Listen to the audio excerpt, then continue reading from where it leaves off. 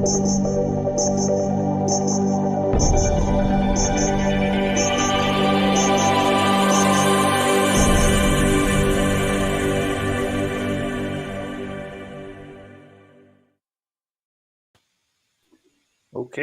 welcome to the show, ladies and gentlemen, boys and girls, wherever you might be. That lovely intro there was brought to you by the inimitable Mr. Brown, the talented, and I thank him for that. I really liked that. That came out well. This is the first stream that we've been sort of testing, and we are bringing some new people in. So I am your host, the perspicacious purveyor of Samizdat, Commander Culture. I am joined by my lovely wife, Sherry Chrétien. And who do we have here, Doc Brown? Hello, mate. You're right. Yeah, welcome. Sorry. Hello, Commander. Hello. You're early. Glad you could join us. Well, I am right on time according to my clock, but we do things differently out here on the island fortress, and I'm anxious to get started too. So, Okay. we have what time is it there in merry old England? 12:58. 12:58. Oh, okay. All right. Well, I have the top of the hour here, so either way, we'll have to synchronize next time. So today we are going to be talking about, and maybe we'll be joined by some other people from your crew. That would be nice. Yep.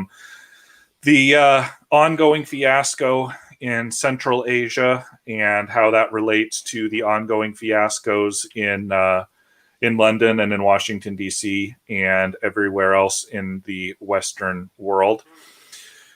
And I don't know. That's why I was interested to get the take of the Brits there. And see kind of what you guys are thinking about this. I know we're not gonna get too much into pop culture. It's mostly going to be geopolitical type stuff because that's what I like to talk about. And we also get to hear lovely Sherry Chrétien's voice today. So looking forward to that. Oh, good. Somebody's listening from work. Excellent. Thank you. This is the best thing to do at work is just to listen to random people prattle on. Let's see here. I'm testing out some stuff, so everyone kind of bear with me as we go through this. If you're listening from work, that's great. I'm going to be trying to share the screen and give a few graphics, just some news stuff that you guys are probably all familiar with by now that you've seen, just to kind of keep me on track. Because as I was telling Miss Sherry, I tend to ramble. So, Doc Brown, how have you been these last couple of days? Yes, I'm okay. I've not seen much news, but what I have seen, it's not good, is it? No, it is not. It's not good. And I say this as somebody who has advocated for the withdrawal, a precipitous withdrawal from Afghanistan since the year 2000. I've not just spoken about it, I've actively campaigned for it, I've worked for it. But this withdrawal, as it was carried out, is an absolute fiasco. I don't want to say I've never expected to see something like this, because actually I did expect to see something like this, very sadly enough, just given the low character and grade of the people that we have in charge of the military and the political complex. But this really almost sort of blows my mind away. Seeing this sort of thing, it's a complete, absolute dereliction of duty. There's really not even an excuse for how badly this went, because there was a timetable. Okay, so I hopefully I don't, maybe other people were caught up with other stuff, but I'll kind of give you a basic timeline here. When President Trump was in office, he negotiated with the Taliban. Right, the United States has been trying to extract itself from Afghanistan for the last 20 years, despite our politicians and despite our military industrial complex. And the American people voted for Trump in large parts so that he would extract us from these various sort of global quagmires that we had gotten ourselves into, and that were bleeding us white, both in finances and in blood. And he negotiated in the last year of his presidency a scaled withdrawal from Afghanistan, basically with a whole huge list of quid pro quos from the Taliban, and did this over the head of the Afghan government, who is, if you guys don't know, hopelessly corrupt. I mean, the Taliban is corrupt, but they have a very particular ideology that you can track and that they will adhere to. Whereas the people who were running the Afghan government were just your basic average, kleptocrats. And so he negotiated this withdrawal that was supposed to happen in May of this year, whether he was the president still or whether somebody else had sort of grabbed the office from him. And so he left office with that plan in place. Well, the Biden camp came in. I hesitate to call them an administration, and I can go into that. But the Biden camp comes in, and basically somebody whispers in the ear, somebody from the committee whispers in the ear of the senile old potato that's sitting in the White House, hey, if you want to look like a tough guy, why don't you just sort of break the rules that Trump set up and come up with your own deadline? And the geniuses in the West Wing said, yeah, 9/11, that would be a good day to withdraw from Afghanistan because, optics and stuff. And so they broke the agreement with these ruthless, throat-slitting maniacs called the Taliban, just on a whim, which apparently they thought they could do. And then set up their own timeline. It's completely separate from what the Afghan government was doing, completely separate from what the Taliban had arranged, and completely detached from what the United States military was able to and planning to do. And so messages just start flying around, do this, that, and the other thing. And the next thing you know, the Taliban is starting to make moves. And as they do that, we withdraw from Bagram Air Force Base, the United States, unilaterally. We didn't tell our Afghan allies. We didn't tell our British allies. We didn't tell our Latvian allies. We didn't tell anybody that was there. We just woke up and swallowed the keys to Bagram Air Base and walked out. And now that our prime military base is gone in the region, and the Afghan promise to the Taliban had been broken, they went on the march. Slowly, as you can see from this map here, their gains here in April, before the rules sort of quote were broken, they controlled certain areas. They didn't control other areas, and within a couple of months of the summer, they pretty much controlled everything, including, as we now know, Kabul. And I'll show you guys another map in a little bit that's almost hilarious. And so this was largely predictable. Our allies in the area were telling us that the Taliban was on the move. They were saying that these things were in process, and we continued to ignore it. In fact, there was a plane load of American diplomats that were arriving in Kabul a week before the Taliban took the city. I don't know if you guys remember when the war was happening in Iraq for the second time, and there was the guy, the Ministry of Communication or something like that. They call him Baghdad Bob, right? He was the Iraqi guy general that was saying, there are no American tanks. There are no American tanks in Baghdad. If we find them, we will send them straight to the gates and destroy them all. And while he's saying this, there's literally explosions, and you can see American tanks driving in the background. And this is what the American establishment, both the media and the geopolitical leaders, quote, which are basically a collection of chimpanzees that couldn't, tie their own shoes, are saying, oh, there's no Taliban. Their Taliban won't be in Kabul, nothing like this. And so they made no plans. And they still have no plans. And as of today, other countries are sort of getting their own people out, and the United States is far behind in that. And here's the sad thing. This is why I called Kabul the Dozenth Domino, right? This is not something that is unusual. This is not something that hasn't happened before. There have been multiple fiascos that involve America. The empire, the facade, is crumbling. And the ability of this sort of grotesque behemoth that goes by the name of the United States is flailing around. And like, like a kraken, if you just harpoon it, you're going to kill half the people on your ship when the arms start flailing around. And that's really where we're at right now. I read a quote the other day that said, basically, the United States is in the very unenviable position of being unreliable as an ally, treacherous as an ally, and toothless as an enemy. When you're in a position like that, there's really nothing. There's really nothing for you except to fall down as quickly as you can and try to cause the least amount of damage that you can.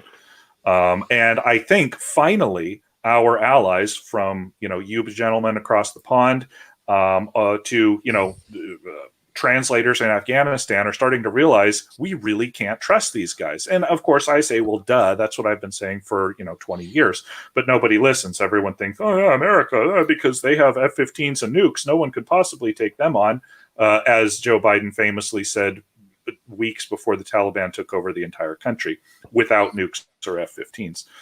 So that's the situation as it currently stands. They're still trying to evacuate Westerners out of the area of Afghanistan. Most of them are in Kabul, but of course the airport is in complete chaos, and it's being held at the whim of the Taliban.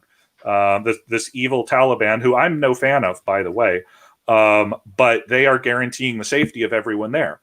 And the British are taking them at their word and removing their people. The Russians are taking them at their word. The other European countries are taking the Taliban at their word, their guarantees of safety, but the United States doesn't. And our troops are sort of hunkered around the airbase, quaking in fear of what their political overlords will do if they make a mistake. I don't know if you guys are familiar with this, my British friends, but there was a report that I think 2 Para, the second paratroop regiment or group that the British deploy, actually had a detachment whose entire job it was to keep an eye on the 82nd Airborne, the United States formation that's there, just to make sure that they wouldn't cut and run without telling the British officers in charge, and sort of leave them on the tarmac, because that's how unreliable we've been in all of this. And it's a joke. It's a sickening farce, but it's not unexpected, and people should expect much, much more of this, all globally, geopolitically. I know on this channel or on this group of friends, we've chatted about this before and said that this is something that's coming, and more. And so, sort of to see geopolitical leaders that are taken by actual surprise by this just makes you realize how incompetent, childish, stupid, and overall generally retarded these people are. And they're in positions of leadership. You could hire a lorry driver right off of the M5 or whatever. Is that a highway there? I don't know. I think I heard someone say the M5 once. And put him in and put him as the American Secretary of Defense, and he would do a better job. And that's not hyperbole, and that's not me trying to insult anyone. That's a statement of absolute actual fact. Or the U.S. Secretary of State. I mean, these people are grade A, absolute morons. And let's not restrict it to politicians. These generals, like this guy. This pathetic sack of shit. Who festoons himself with every single ribbon he possibly can, just decides that he's going to spend all of his time removing Trump supporters from the military. That's his actual goal. This was posted in July 15th. On July 15th, he's been spending the months of the summer rooting out Trump supporters, people who voted for a former president from the United States military, instead of doing what a military normally does, which is to fight their enemies. So I'd be interested to see what are people saying over there in merry old England, or on the Kiwi Islands. Cockney, do you want to go first? I don't know where to start. I like the way that Biden goes. None of our intelligence operatives or computer analysts predicted this particular scenario. Oh, that's funny. I've got a tiny YouTube channel, and 2 months ago I was saying this exact thing would happen. So there you go. Yeah, it's. I mean, hindsight is 2020, but yeah, if you like you said about specifically Bagram Air Base, it's like I'm no expert in the logistics of leaving a country after a war, but you tend to get the civilians out before the soldiers. That's kind of common sense, isn't it? So things like that. Yeah, It's absolute common sense, and you're right, Cockney. I mean, there was people like you, there was people like me, there was thousands of commentators on the blogosphere and on YouTube saying these exact same things. U.S. intelligence, I don't know, maybe British intelligence too. I mean, have not detected any. They've never figured out anything. Heck, they didn't know that the Russians were in Syria. They couldn't find Gaddafi. Right. They didn't know 9/11 was going to happen. These people could not find their ass with a map and both hands. And it's like so to say that they are surprised and couldn't find anything. I mean, it doesn't surprise me at all. The most exciting thing that they ever found was the Trump dossier from Russia, which they had actually written themselves and then handed to themselves behind their own back. And so I don't know what these intelligence agencies do. Well, I do know what they do, but I don't want them to come and rope line into my window. So I'm going to stop there. But they're completely worthless. They are completely worthless, or their worth can be found in doing or believing the exact opposite of what they say. So if they say, well, there's no threat to Kabul, you say, oh my God, I'll bet there's a threat to Kabul. You'd say, oh, well, exactly, Taiwan is completely safe. China has no designs on, oh, well, Taiwan must be in really big trouble. And I'll tell you, Taiwan is in really big trouble. Nothing is true until the Defense Department or the White House officially deny it. Then it's true. Exactly. We're of a like mind there. Well, what do we think there, Mr. Brown? What do I think? I have been watching Sky News's commentary, Australia, of President Biden. Mm-hmm. And they make fun of his inability to kind of string a sentence together and all kind of laughing and joking at it. But I don't think dementia, senility, anything like that is a laughing matter. Mm-hmm. But it's quite obvious the president has problems. Mm-hmm. And I kind of get the feeling that America wanted Trump out, and I kind of got what they wished for something, and I think they've kind of got it. And I just don't think the world at this moment needs a leader like Biden, because we are, as I've said to Cockney, we are in the middle of World War III. Yeah, but it's not. Mm-hmm. It's not a traditional world war. Mm-hmm. It's totally different. And the USA are just rolling over because they've just got. I don't know what they've got. I don't know what they've got. You hit the nail on the head there. I don't think that the people who are in charge even know that they're at war. I think that they believe that it's still 1992, and by stating a particular reality, whether that's economic, military, social, whatever, just the power of their American words, they believe that it can be made true. Kabul is safe, therefore Kabul will be safe. Oh, the dollar is not inflating, therefore the dollar is not inflating. Without any sort of, you refer to Biden as a leader, and I think that that's being overly charitable, both based on his history of never having ever been a leader, always been a position holder throughout his entire career, and then also specifically now where he's, basically the meat puppet whose mouth sometimes moves the way that the committee behind him wants it to move. But the committee. The committee's strategy from day one was to have Kamala Harris in charge. Maybe. I don't know about that. I don't know about that. Just because Harris is so blitheringly incompetent as well, and unlike Biden, she's not at all popular. Biden is not hated, I should say, or he Too busy wasn't. smoking Um, dope. That's her problem. Oh well, yeah. Well, I mean, she's look. She is from Harris rose to power through the San Francisco political machine, 20 minutes. into California politics, statewide, and I can tell you, having been there most of my life, she, is very unliked in the state. She was the least popular presidential candidate. I don't know why she was elevated to power, except as an affirmative action type candidate. But even then, she's not particularly competent.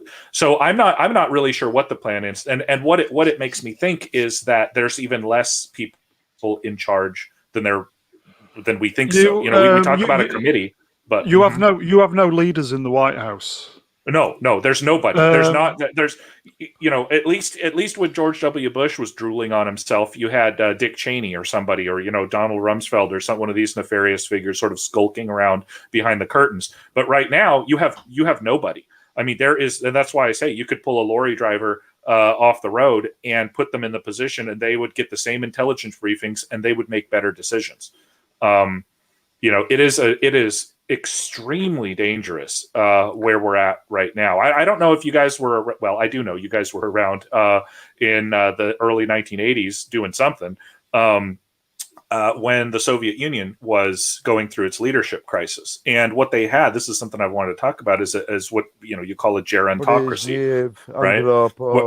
Andropov, yeah. And you had these guys just dying within 6 months of each other because they were the last vanguard of the revolution. Well, what you've got now is the last vanguard of this sort of, boomer, hippie sort of movement coming in. And they have, these revolutionaries, they have to install them. And this is why you've got these people, but they're all aging out. They're completely aging out. Sherry showed me a meme where somebody was saying, when you're applying for a job like at McDonald's or something like that, if you're 70 or 80 years old, that just disqualifies you for the job because you don't have the energy, you don't have the intellectual stamina to flip burgers. But our country, the United States especially, is being dominated, completely ruled, quote unquote, by leaders, quote unquote, who are geriatric in their 70s, their 80s, and even their 90s. And it's like they're dying mentally. It's absolutely right. You should, there's nothing funny about dementia, but it's very, very serious when you have a lunatic in charge of the country, because you get situations like this. I think lunatic is a strong word. I don't think that he knows where he is most of the time. He's yeah, but that doesn't. I'm going to play devil's advocate.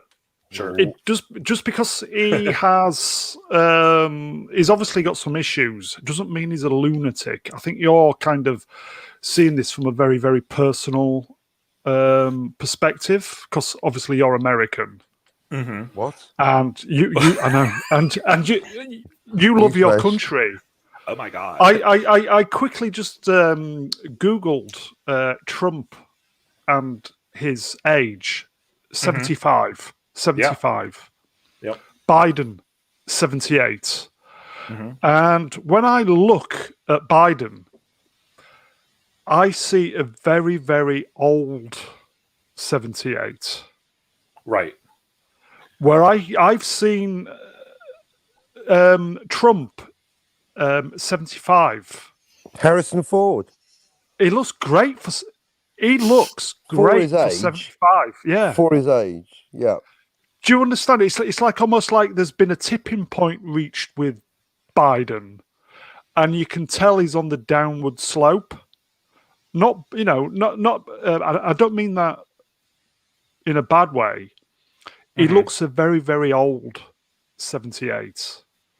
Yeah. And I think what's happening over the past few months is just confirmed that he is not He should not be in charge. And didn't Trump have a cognitive test pretty early on in his Yes, he did. presidency? Well, and yet the same people, for some reason, it seems to be being overlooked with Biden. I don't know. Yes, very mysterious that. I completely agree with you. I think that Trump is old. Also, he's a young he's a young looking 70, whereas Biden is an old washed up looking 70. But I will tell you, when Ronald Reagan was running for president the first and second time, his age, which I think was under 70, 69 or something like that. At that time, he was the oldest person running that had ever even run for president, let alone won. And it was a very big deal, his age. And one of his famous quotes, he made a joke out of it. One of his opponents in a debate said, "Well, Ronald Reagan, you were the oldest person running." And he said, "Well, I'm not going to hold your youth and inexperience against you," to his opponent. And, everyone laughed and thought it was funny, and he won. And then, of course, he went into cognitive decline towards the end of his presidency, but nothing like what we're seeing here. I think even Trump sort of slowed down a little bit. To go back to your point about Harris, I really think that the reason that Biden hasn't been removed already is because the people who are sort of or in charge or believe that they're in charge, they don't want Harris in there either. And she's really their only option at this point. And so they're scrambling around trying to find out exactly what they should do. They shouldn't have ticked all the boxes then, should they, when it was the elections?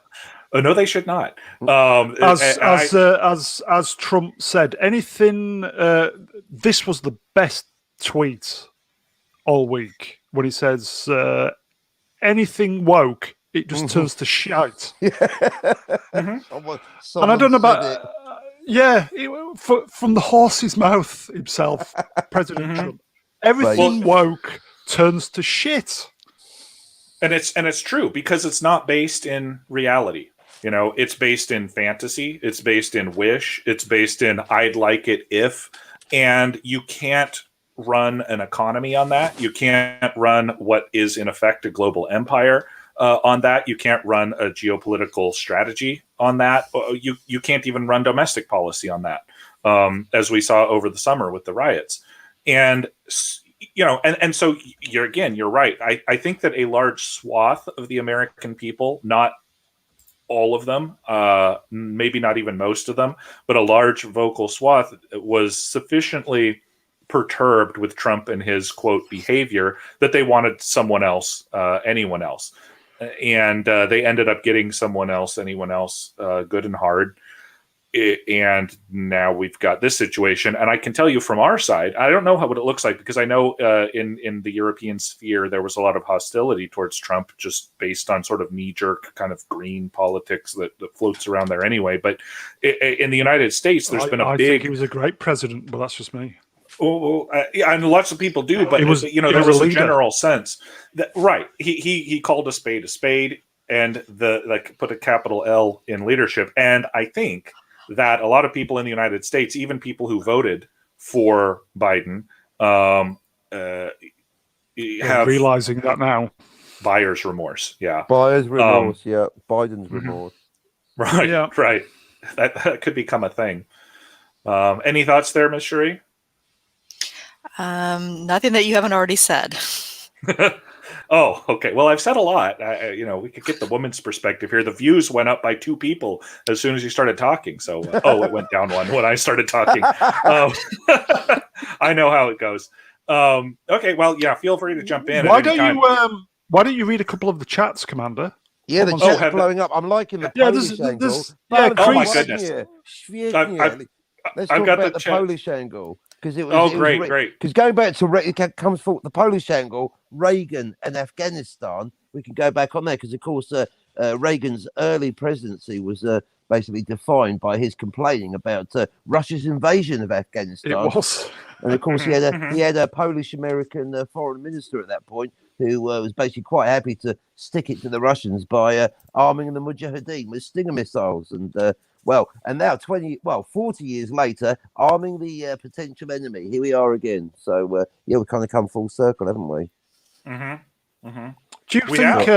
Do you think that Afghanistan is such a hotbed of stuff that's bad stuff that potentially can go on, that Russia invaded, and we all know how that ended. The US and allies kind of invaded on 30 minutes, peacekeeper type. Maybe it just needs a kind of a global peacekeeping force in Afghanistan, because a lot of bad things seem to kind of root or stem from that country that happens. I don't know. Well, where's let me give my where's thoughts Team on that. America when we need them? Fuck yeah. They're taking care of Kim Jong-un, right? Yeah. I think the quick end to your query about a peacekeeping force, well, we're going to get that. The Chinese are going to move in, and that'll pretty much be all she wrote for Afghanistan. We'll take all the lithium now. Thanks very much. Yeah. It'll be peaceful. It'll be stable, and and they'll get all the goodies.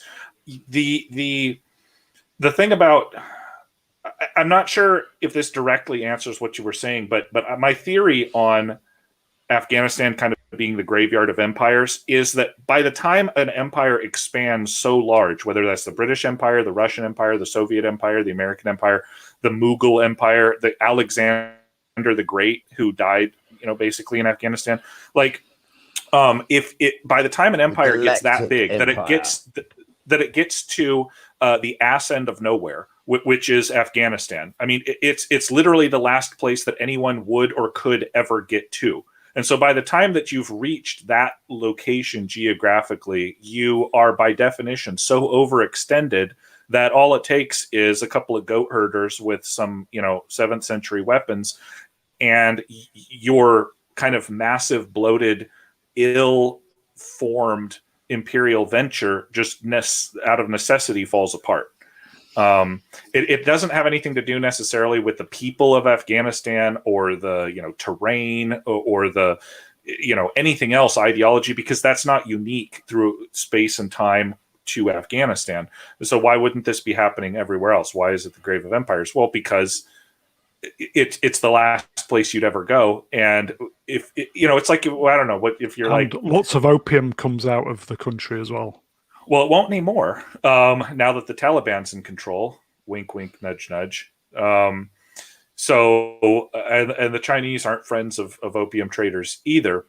So I don't know. I want to highlight here Rockley Marina's stuff. Sorry about missing the chat, guys. I got zoomed up and I didn't see it. It's the kind of war where all of our own governments are at war with all of their own citizens, and I couldn't find anything in there to disagree with. It's a hybrid war. It's a 4th generation warfare, if you've heard that phrase, where non-government entities war with each other and against and governments do not have a monopoly on power. And we're seeing this.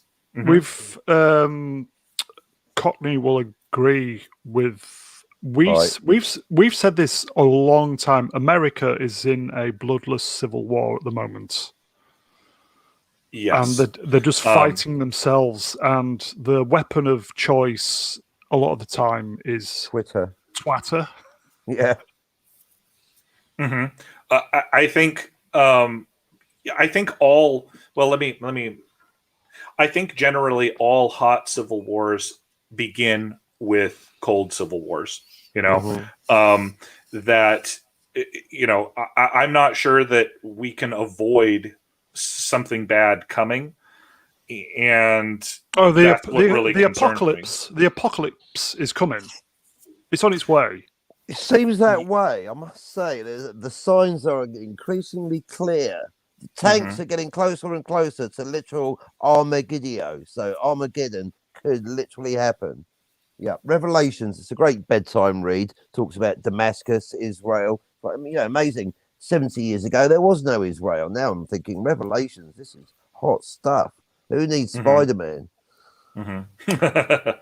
Well, I'd take Spider-Man too. I don't know. Pewien B. Is that a Polish hussar in the icon? Interesting. He says, if crossing Rubicon in the past would have met with resistance and uproar, everyone now would welcome Donald Trump with open arms. And it's very possible. It's very possible. Certainly in America, because if there's one thing in America that we don't like, just culturally, it's a loser. And all that we see in front of us is the biggest loser that we've ever seen in our life. Chip Furston says, "Who's more put together right now, Joe Biden, or Jimmy Carter?" Jimmy Biden. And Jimmy Biden. Mate. Jimmy Biden. Come on, Jimmy Biden. Purely by accident, yes. Jimmy Biden would they take become one person. Which one's Biden? Is that me? Well, Jimmy Carter is obviously more put together, even though he was president 30, 40 years ago, and he was out of office by the time I was born. And so it's like, this is a sad state. And he was also our most failed president, with the whole fiasco in the desert and all of this. And now we've got this, and it's just, it's just not right. I will say, if I may, please do.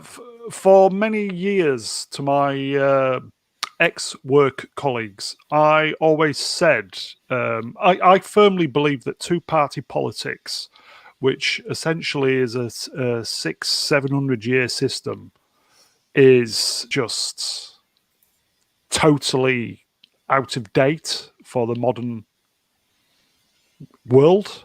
And I always said to the guys at work that get rid of the politics and have effectively a businessman running United Kingdom PLC. Because I just think of if it's run as a business, then it's got the country's best intent at heart, irrespective of if you're far right, far left, in the middle. It basically will try and work for everybody because it is run as a business.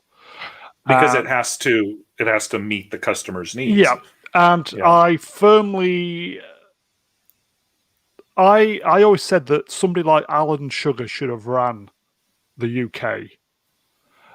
Get rid of the politics totally, and just, as I said, run it as a business. And for me, when Trump was elected, he's not a politician. He's a businessman.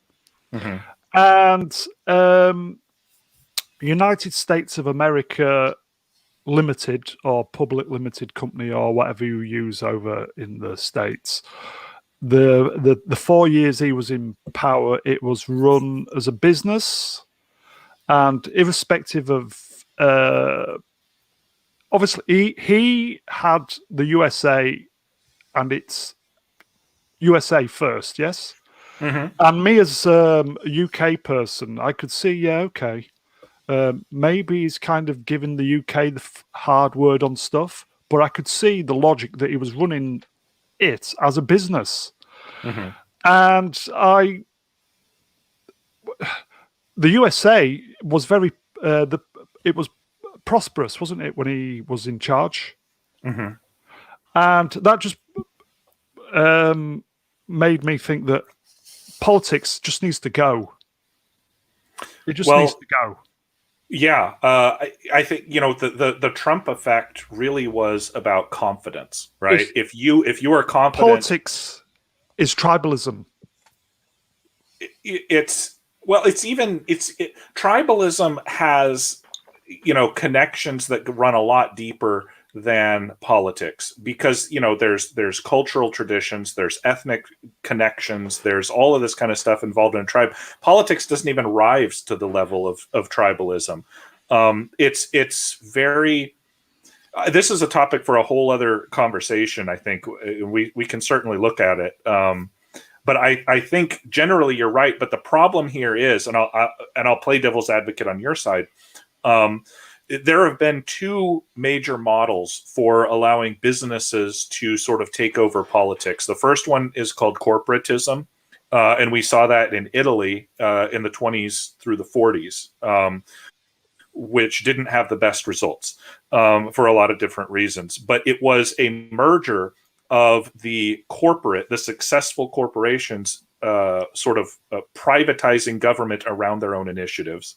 And then you saw the more recent attempts at business to run a country in Russia when the oligarchs took over and basically puppeteered Boris Yeltsin until Putin came in and sort of shooed them all out. And basically what they did is the same thing here that Mr. Or Mrs. Rockley Marina talks about. They're basically a hedge fund that was looting the country, hand over fist, and buying up flats in London with all of their extra money in New York. And this is the other model that we sort of have to go on. So the Trump model that you suggest or talk about, Mr. Brown, it is spectacular. I mean, it's benign, but it requires somebody who both is sort of benevolent themselves and very experienced at business, and you almost never see those two things together. I'm not going to disagree here with Mr. Puin B. But that's a topic for if it's Polish.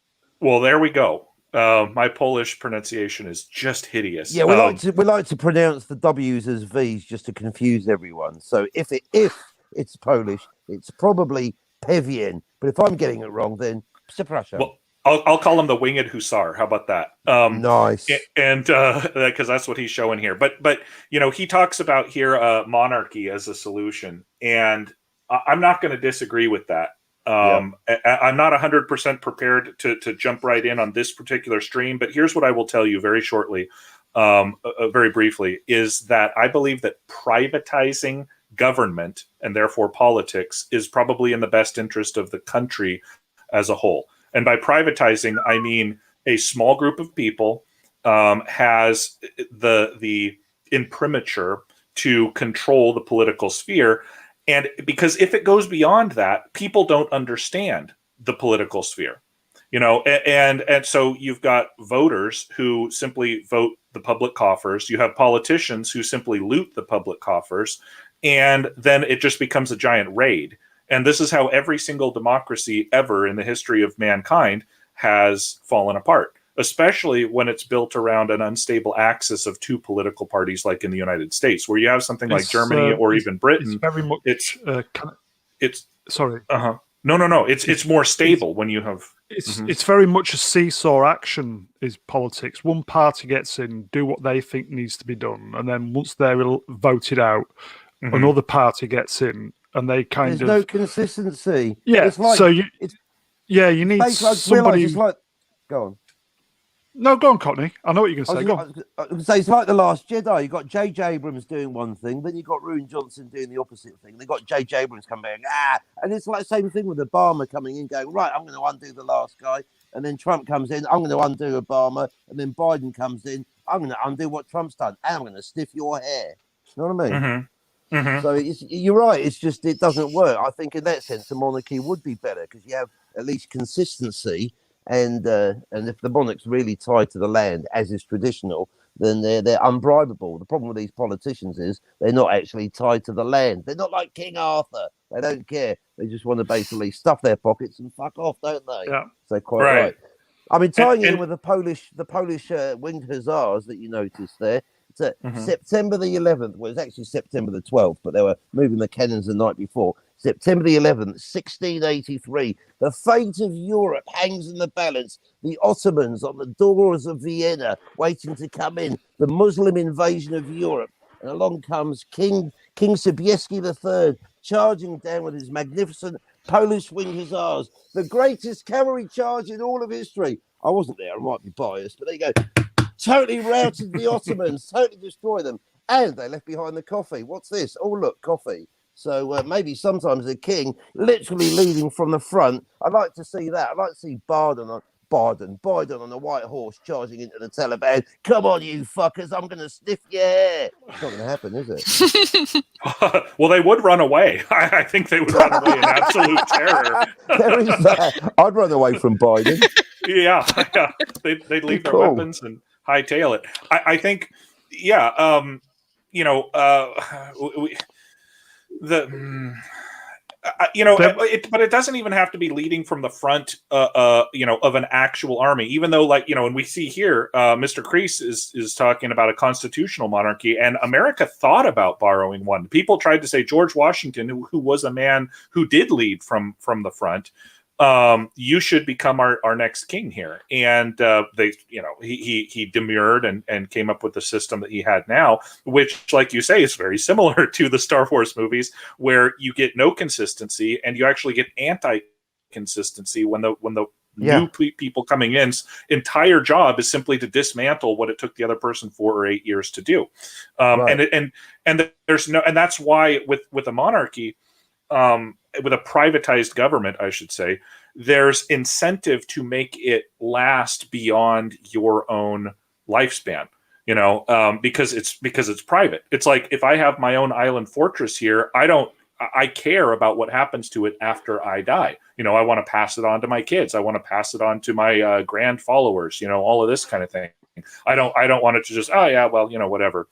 And so I'll just take out, you know, mortgages or advances or, you know, on the property until it's worthless, and then I can move on to somewhere else and loot that. So, yeah.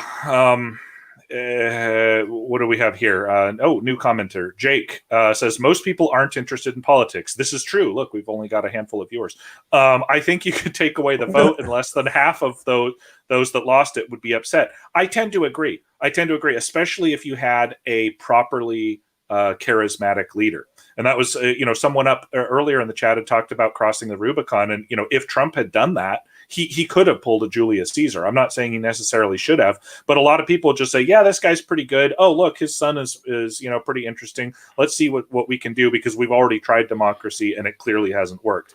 And for a democracy, that's a very dangerous place to be, where half of the people don't care, or would actively like to see a different system put in place, whether that's a private government like a monarchy or whether it's a corporation running the thing. But that tells you that we're on the knife's edge. Well, what's that? Or a drumming circle. Damn hippies. Sure. Do you think, assuming there's a world left in 24? Do you think Trump's going to get back in? I don't know. Sherry, what do you think about that? I'm on the fence about that. I'm more concerned with how, you know, counting the votes will actually go. Will be a repeat of 2020. Mm-hmm. Mm-hmm. See, you our need to sort fear, the electoral system out. I know that. Yeah, our fear, you know, is that the problems that were inherent and have not been solved in the 2020 election, which we won't go into here, but they were very mysterious, and things happened that had never happened before and can't happen based on the laws of physics. And so if those same things happen, whether or not the people want Trump to come back won't really be an issue. As you've pointed out, and I've thought about this, Trump is very old right now. And even though he's got a lot of energy, he's not the most healthy old person. And it would be, I don't know if I could even countenance somebody that old being president. But Biden's in. Well, I can't countenance that either. You know, that's even kind of a joke. So, you know, I mean, well, okay. So let's go to this. Mr. Kreese is talking back and forth with our winged hussar. There are a lot of problems with a monarchy, especially vesting complete power with one particular person. I think that can be moderated two different ways. One, by a constitutional monarchy, like you talked about there, but also through culture and sort of tradition, right? I don't know. I haven't really formulated my thoughts on this, but if you look at like the nobles that were in the 19th century, you know, Queen Victoria and Kaiser Wilhelm I and even Louis Napoleon and these kind of guys, they did really good things for their country. You the czars in Russia for almost uninterrupted all the way up until they were murdered, were doing really good things for their country. They were improving it in meaningful, large ways. And they seemed to have sort of a benevolent look towards their country and their people. And certainly more so than modern politicians do, who just look at the people like, oh my God, those terrible little rubes. We don't want anything to do with them. Even though these nobles in the day were looking down their nose at people, it was because of class. Well, okay, we're getting into class and stuff now, and I know in England there's a whole different conceptualization of class than there is in America, and I'm not probably prepared to talk about it because I'm not really the masses versus English. the classes. Yeah, I mean, I've never really understood. I've been reading a lot though about how you Brits sort of, and I've even heard it come through in a lot of our discussions over the last year. The class system is very rigid even today, but in a way, let me just play devil's advocate here. That kind of works because then you're bound. Right? This is how far I can advance and how I can advance. And these are the paths and avenues that are open to me to succeed. And these are the consequences. And this is how far I can fail if I fail. Right? And so you're secure in the knowledge of the geography of your particular class. Whereas in America or sort of an egalitarian world, you're just thrown out there. And said, well, rise and fail on your own merits. And by the way, we're not going to properly educate you. We're just going to propagandize you. And we're going to outsource your jobs to people into slaves in China and steal as much money as we can through stealth inflation and taxes as we can. But, you're free to make a good life of it. And that's almost more pernicious than saying you're a peasant. Your father grew potatoes in the mud. You can grow more potatoes in the mud, and then you can do better than he did. But you can't become a lord of the manor. So I don't know. I don't know. I like stability. I like stability over chaos, and I think that philosophy is borne out because we move over to going back to this Taliban Afghanistan stuff. That's the policy that China has. And China is eating the lunch of the democratic West right now because they have a long-term vision. They have a plan that's based more around culture and ethnicity than it is a single sovereign. But they are very much a monopolar state, not a pluralistic one like we are in England or in America. So anyway, thoughts?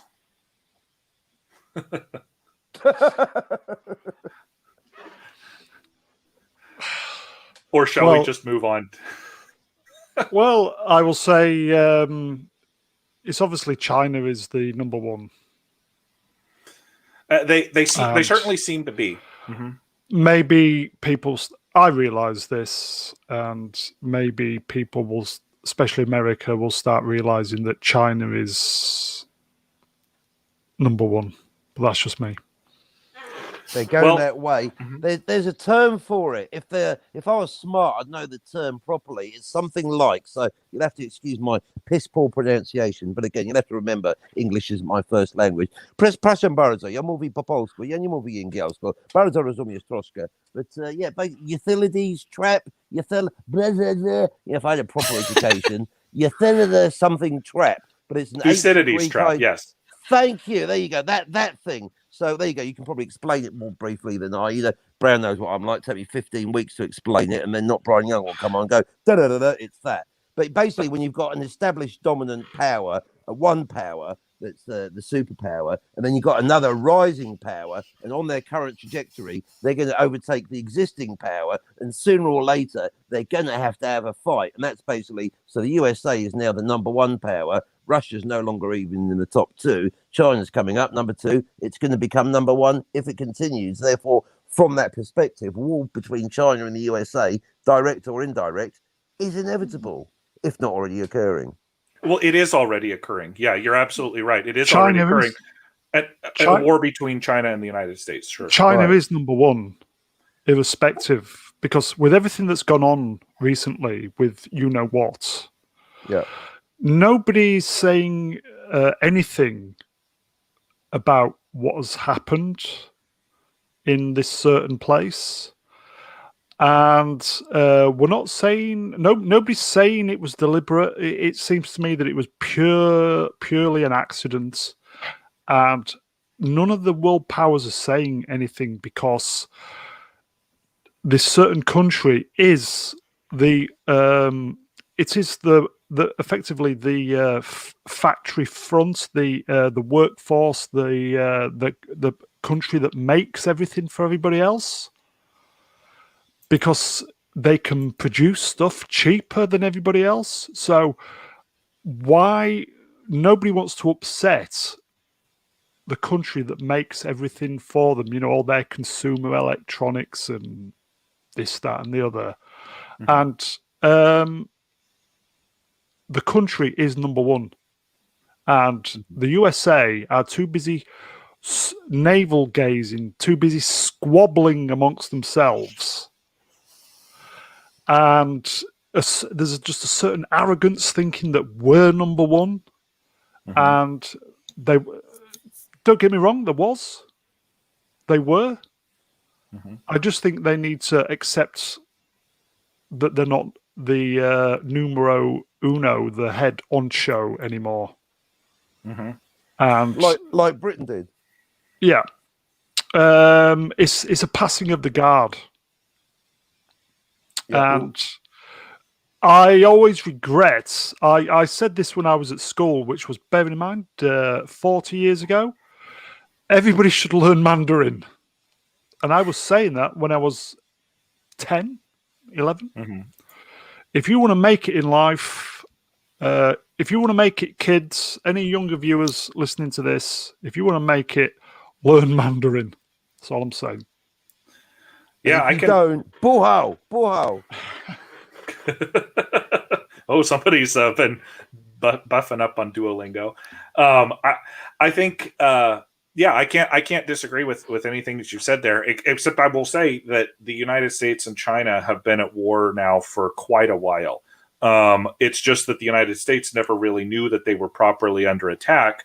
The reason that China makes everything now and the United States doesn't is because of a successful economic war by the Chinese to control our political leadership, again in quotes, to outsource our factories, our labor, our technology directly over to them. China, back 40 years ago was a impoverished joke of a backwater.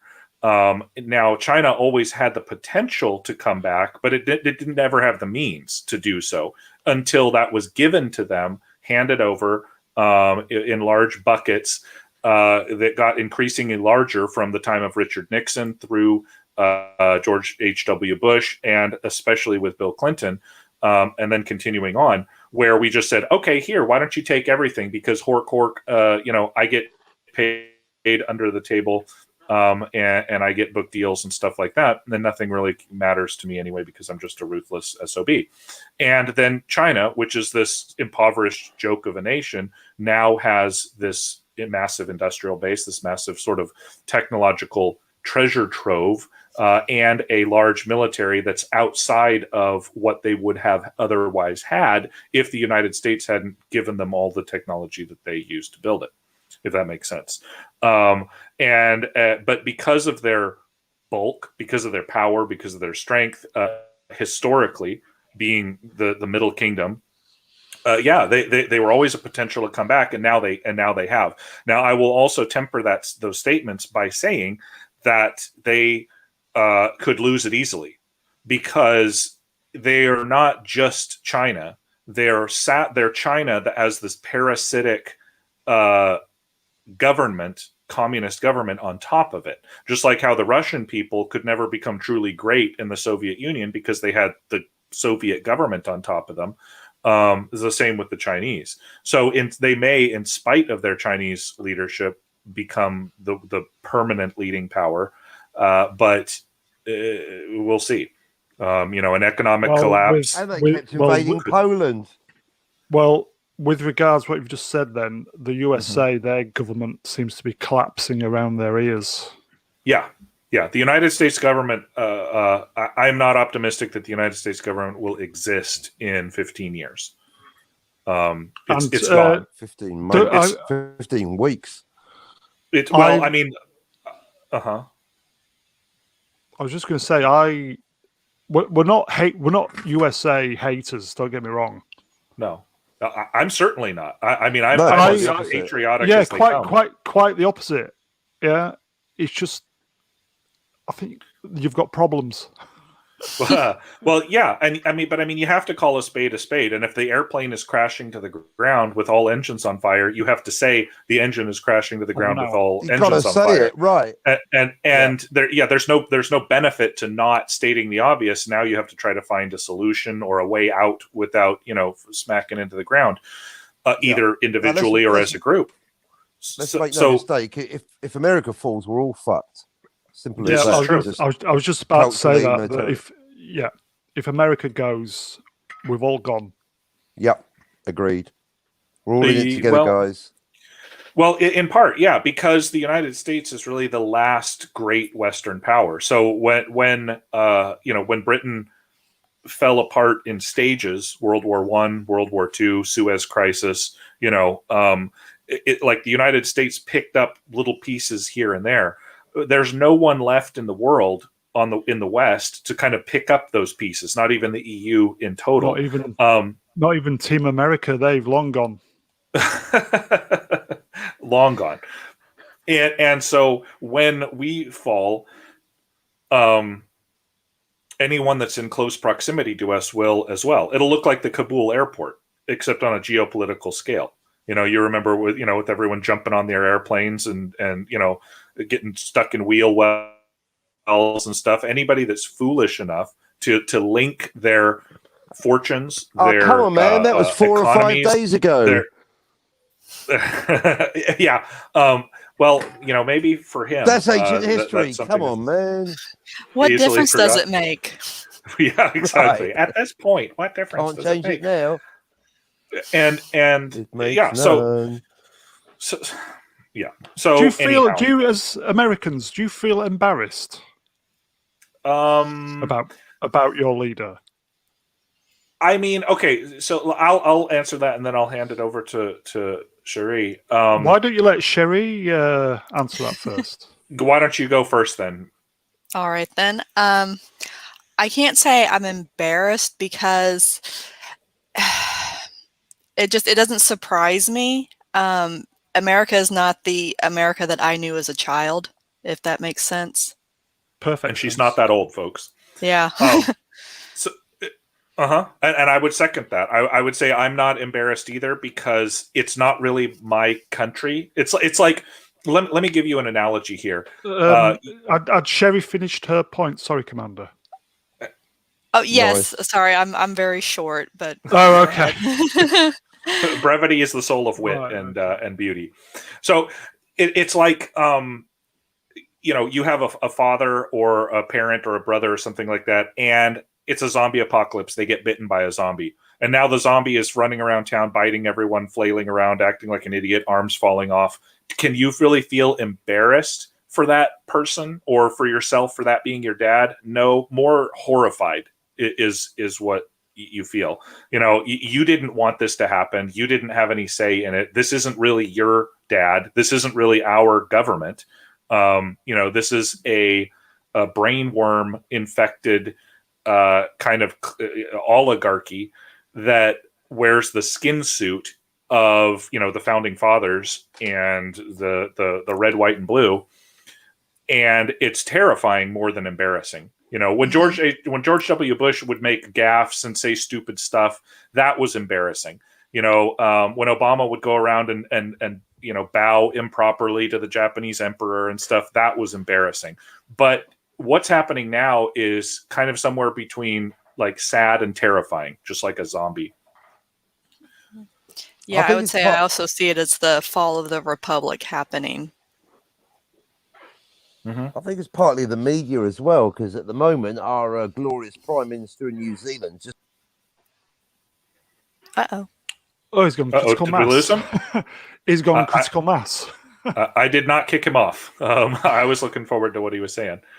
He'll be back. Don't worry. Is he back? Internet. Okay. He'll be They're- back. there. They're he'll trying Are you to censor me. They're You're trying to back. censor. They're on to me. Right, I was just saying. So, as you probably know, we've got a lockdown going over here. One case, and the entire country's gone into lockdown, maximum level 4. Brilliant, and that's already debatable. Some people in the States are going, "Are you guys living in a police state over there?" So I'm thinking, well, if it goes on for 50 weeks, not happy. If it's for 2 weeks, fine.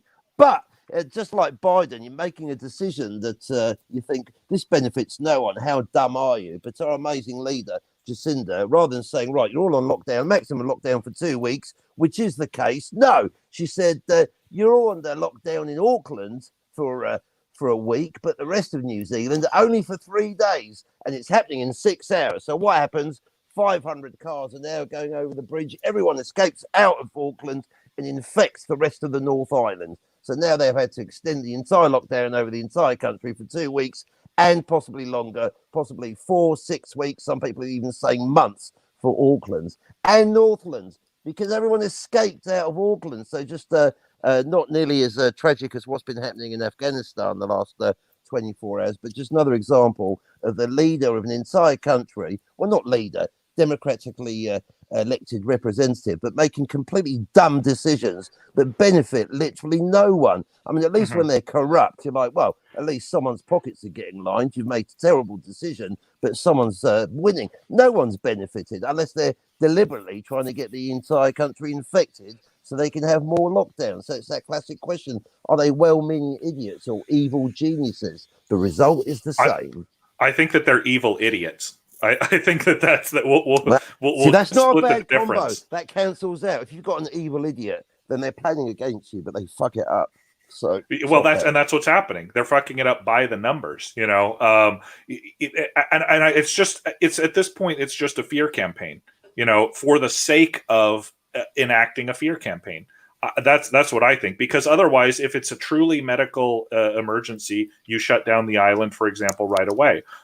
If it's not, then you say, let's go full Sweden and do them whatever.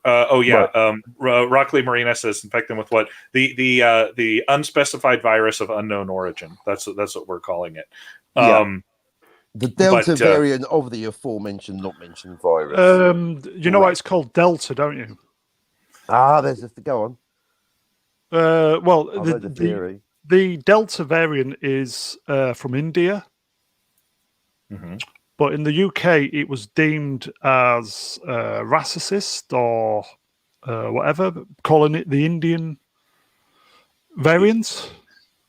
Huh. So they called it the Delta variant because it was politically correct. So it's the woke virus. I see.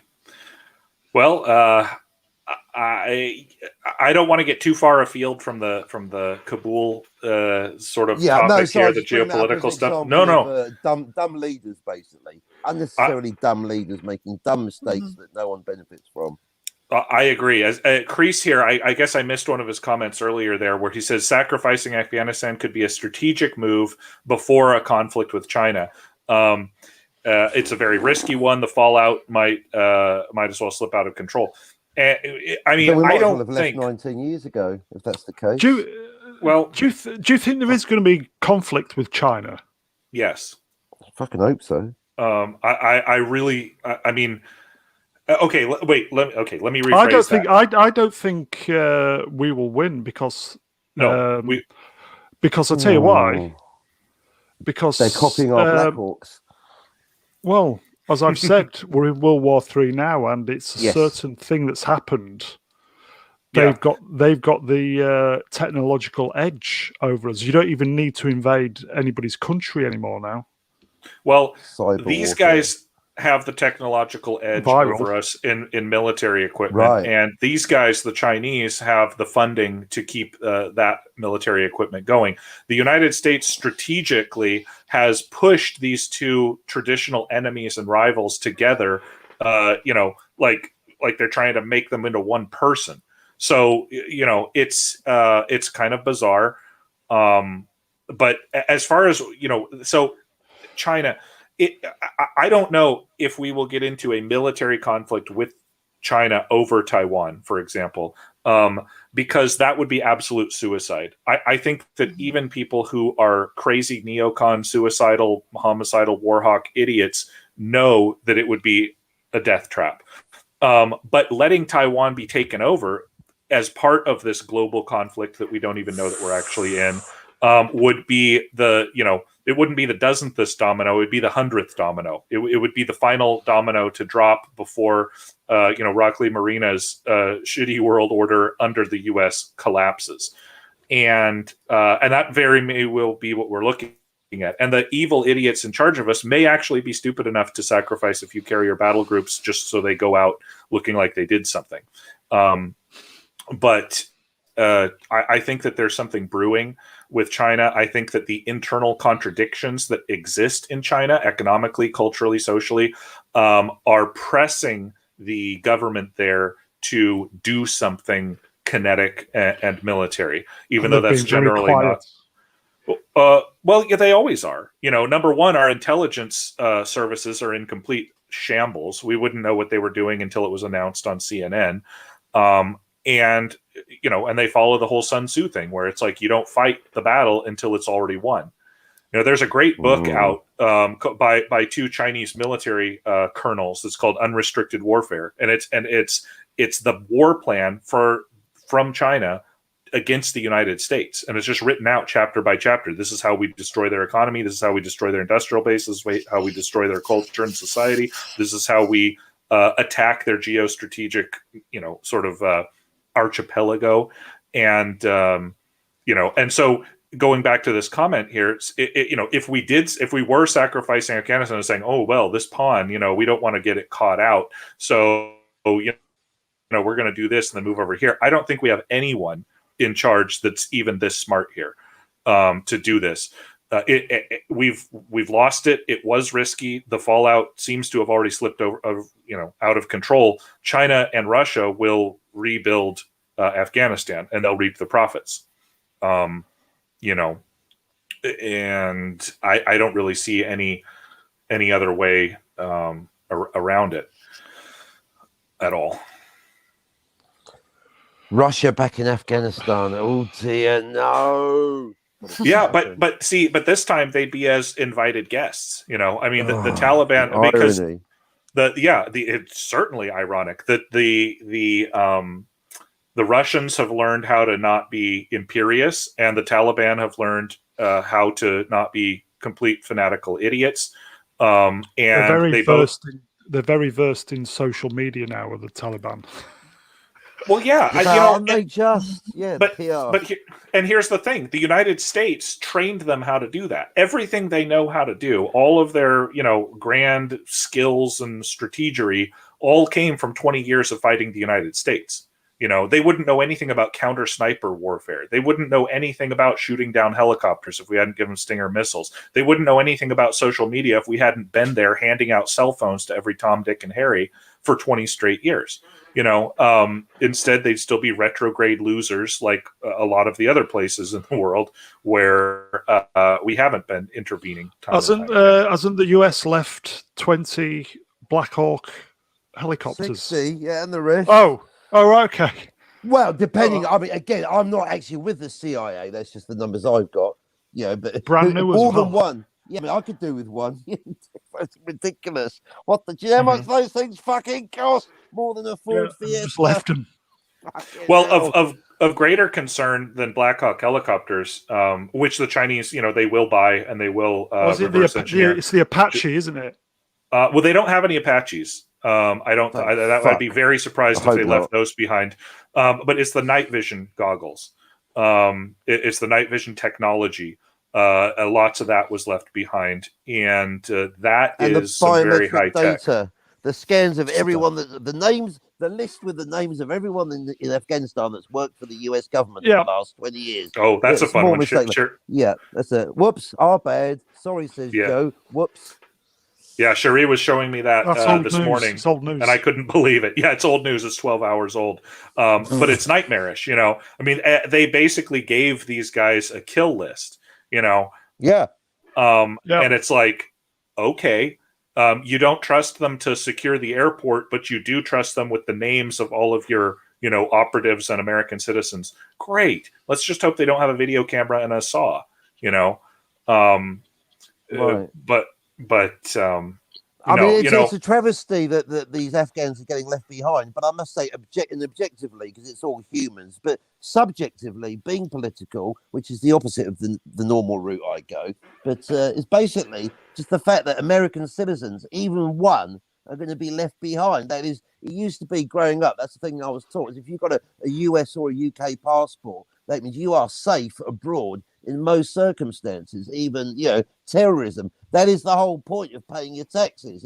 Your passport means something. And again, in today's world, there's a bit, excuse me, that'd be me in Kabul. Hello, British passport coming through. Excuse me, oiks, out the way. Hello, first class seat, cup of tea for, everyone in terms of actual, opening your heart, humans, everyone that wants to get out of there should get out of there. But then again, that will be the entire population of the entire country, apart from the Taliban. But no, it's shocking to me to hear Biden and that lying cunt, pardon my French, Sarky, circle back queen, going, the ones that want to get out. I've noticed that sounds. I've been in arguments before. I know a bullshit proviso when I hear one. We're getting out all the Americans that want to get out, right? So if there's 1,000 Americans stuck behind in Afghanistan, in Kabul, after August 31st, they're going to go, well, they didn't want to leave, did they? They should have got to the airport. I mean, what the fuck?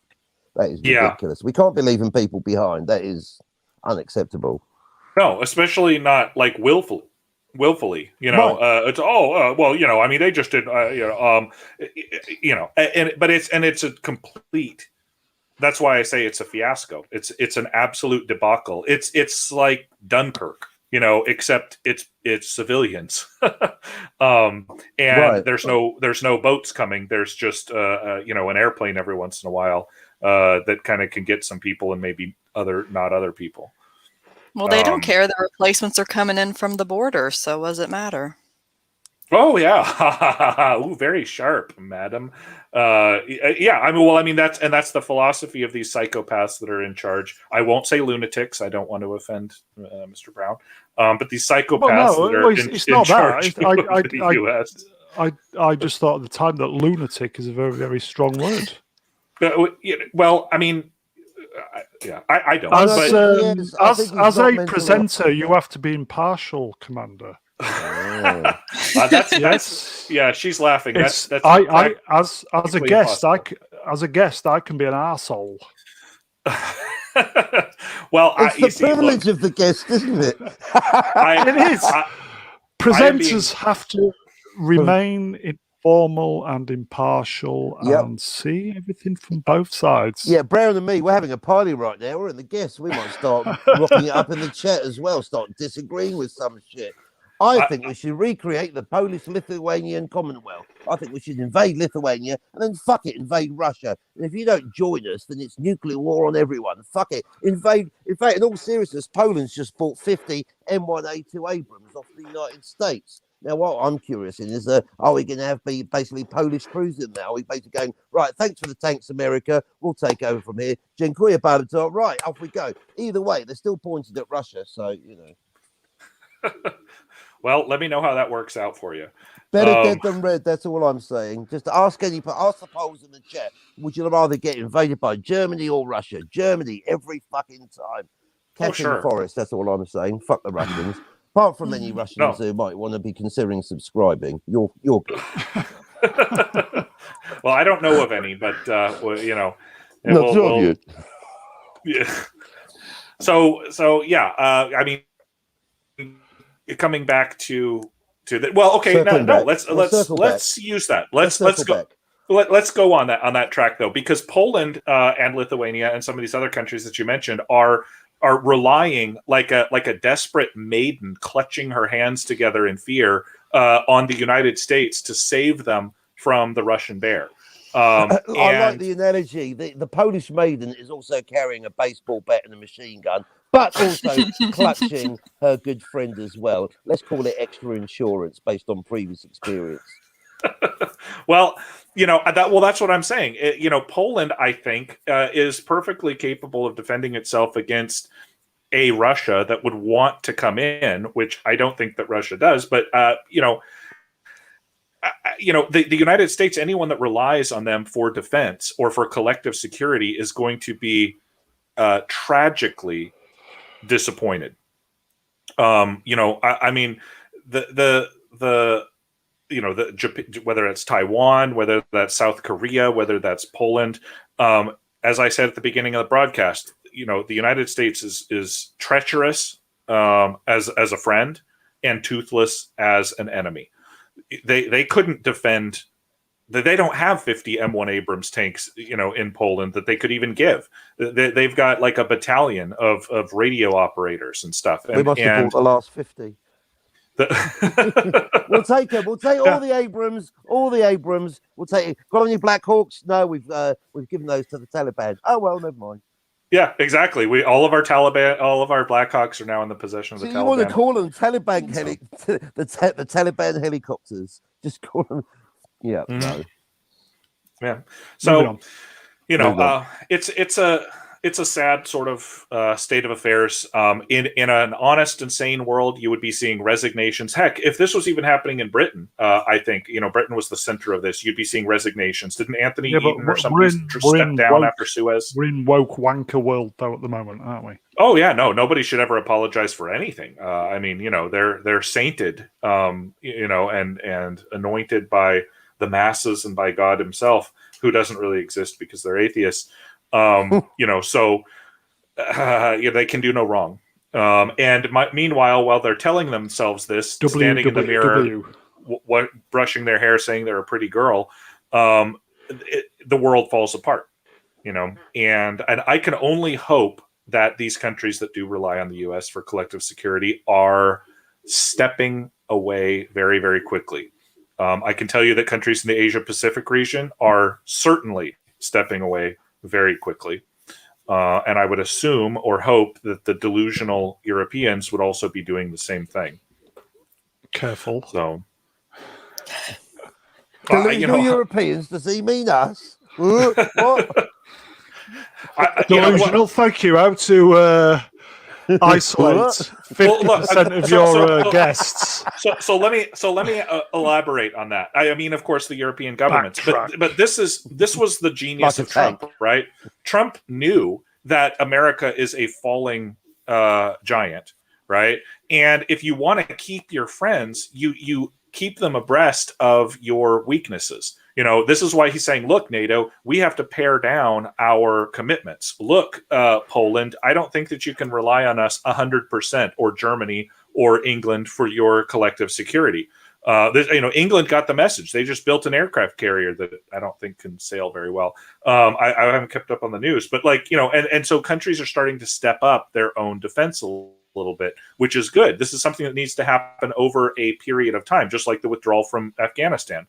But now you have this child administration come in, sort of breaking all the toys and kicking over all the blocks, and everything is happening precipitously and too quickly for people to keep up with the events.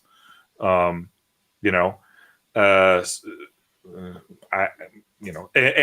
think that the Europeans are getting the message, but the leadership for a really long time has basically said, "Oh yeah, if we just throw in with Europe or with the United States, we'll be okay. We don't have to supply our own defense. We can rely on America keeping access open to world markets like China," and that's now not the case. Yes, Our good friend, the Winged Hussar, says we're in a third generation warfare mindset, which is, blitzkrieg and, air superiority with F-15s. But we live in a fourth generation warfare world where ISIS and the Taliban and extremist groups and religious cults and special operations forces are, and financial warfare is really the way that things go. Australia has half a submarine. Whoa, wait, what happened? That's quick, a little Barbie on that, mate. I don't even think Australia has half a submarine. It's only they had a submarine, and then I think something happened to it. Yeah, And they had to go back and rebuild it. The raw prawns. Yeah, to rebuild it, mate. Open the window, flooded the whole fucking compartment. Bruce, open the window, son. Well- No, don't do that. We're underwater. Oh, we're taking in water. Oh, well, quick, Barbie's ready. Didn't think that one through, did they? No, actually, I checked last time they were on Poppy Day. There were a couple of people in the soldiers from the New Zealand Army. I thought I'd better check because I know that Australia is actually the only Commonwealth country to have Abrams. So there you go. Although Australia still has the Queen, Colonel on the back Abrams. yeah, I'm trapped. Nice. But I got me off the track. So I said, how many tanks have we got in New Zealand? They're like 0. We've got no We've got no fucking tanks. We haven't got a single tank. I'm going to have to join. I'm going to have to start my own political party. The Can we please have some tanks party? That's my only policy. What's your policy on transport, coof, everything? Don't know. Just buy some fucking tanks. A tank. We have one Abrams. The worst thing about the submarine going down is that the beer got diluted. Oh no, mate! The Moving on. VB, they got the Fosters. Oh boy. Well, ladies and gentlemen, gentle viewers, I think we're going to have to call it a day here at the 90-minute mark. That's what Biden said. We have to call it a day at the 20-year mark. Sorry, Taliban, we almost won the war. Old news, mate. We're going to have to cut and run. Old 20-year news, limit. Yeah. My mum said I've got to go in by 2021. So sorry, Taliban, I can't finish. Tell you what, let's say you won. We'll call it a draw. All right. You have helicopters. It's fine. Bye. See you next war. Brilliant. Okay, Cockney, do you have any last words for the viewing public? Bomb them! Send in the A-fucking-10s. I want to see some A-10 Warthogs straight from the shit out of Kabul High Street. Great aircraft. I'm fucking over it. Oh, it's a beautiful aircraft. It's a beautiful aircraft. Doc Brown, you got any final words for our audience? No. Okay. Gee, well, that was going to be Cherie's line, but... Closed-ended question on 126. I just think it's early days in all of this. I agree. Mr. Chrétien, you got any last words? Sure. This whole Afghanistan thing seemed very deliberate, in my opinion. And isn't it amazing what the Taliban can do, even with the sniffles? Right. Good point. Oh, yeah. Masks. No, they haven't been vaccinated either, I think, up there in the mountains. They must be superhuman. Well, with that coof comment, I will close our inaugural British stream. And I want to thank the guests. I want to thank the chat that's come in and really picked up the cheers, game chat. There. Yeah, I appreciate it. Commander, you will realise it's early days for you, but we are nothing without the chat. Oh, I agree. I agree 100%. You know that? I know that. Yeah. Cheers, These guys chat. are amazing. Yeah, dziękuję bardzo to the chat. Yep. Dziękuję. All right. See you next time. Okay, we sign off, and we will see you guys on the flip side. Hopefully nothing more collapses between now and the next time we meet. Bye, y'all. Do widzenia. Dobranoc. Au revoir. Bye.